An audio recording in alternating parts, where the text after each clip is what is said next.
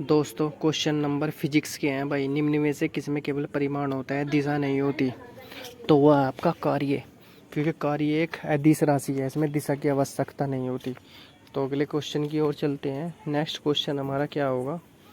Next question है, निम्न में से किसमें कौन अधिक काम कर सकता है? तो बंदूक की एक चलती हुई गोली अधिक काम करेगी, उसमें कार्य विस्थापन दोनों होंगे। ठीक है भाई, तो option number B.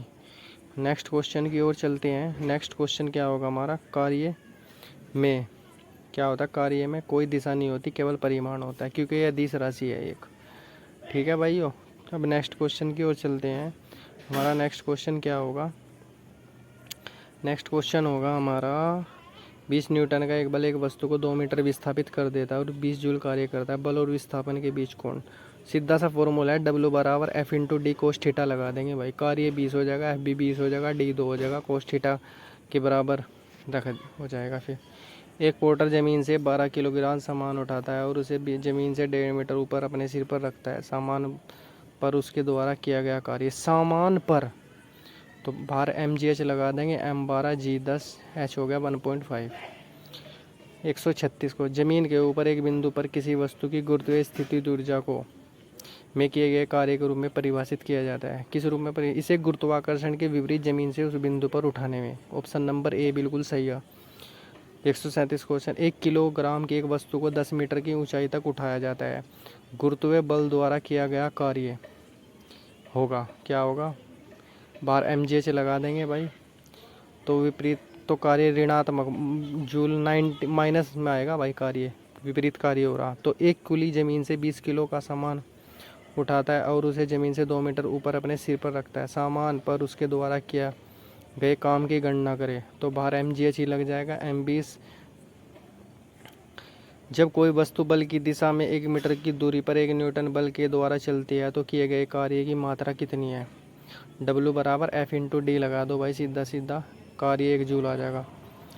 Next question की ओर चलते हैं। 10 किलोग्राम वजन वाले सूटकेस को उठाकर एक प्लेटफॉर्म पर खड़े यात्री द्वारा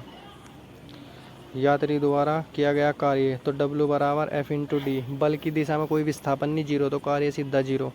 नेक्स्ट क्वेश्चन की ओर चलते हैं। 4 किलोग्राम द्रव्यमान की एक वस्तु क्षैतिज दिशा में 5 मीटर प्रति सेकंड की गति से बढ़ रही है। उसकी गति 10 मीटर प्रति सेकंड तक बढ़ाने के लिए इस पर किया गया कार्य, तो m का मान 40 हो जाएगा।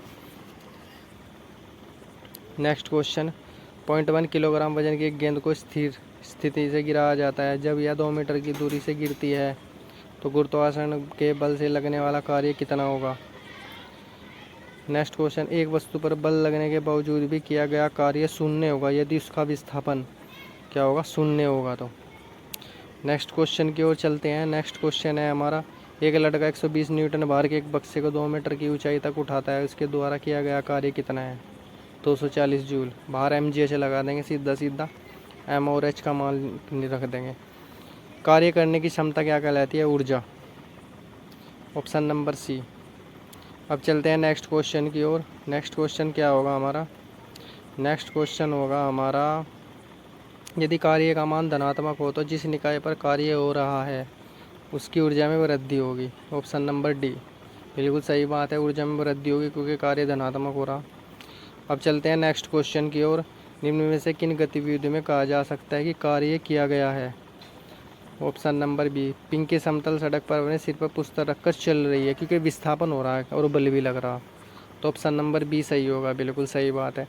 कार्य शून्य होने की स्थिति में विस्थापन और लगाए जाने वाले बल के बीच का कोण, तो थीटा का मान 90 डिग्री आ जाएगा। W बराबर F into d cos theta लगा देंगे भाई, क्योंकि ये जीरो नहीं रख सकते क्योंकि यहाँ पे कार्य हो रहा।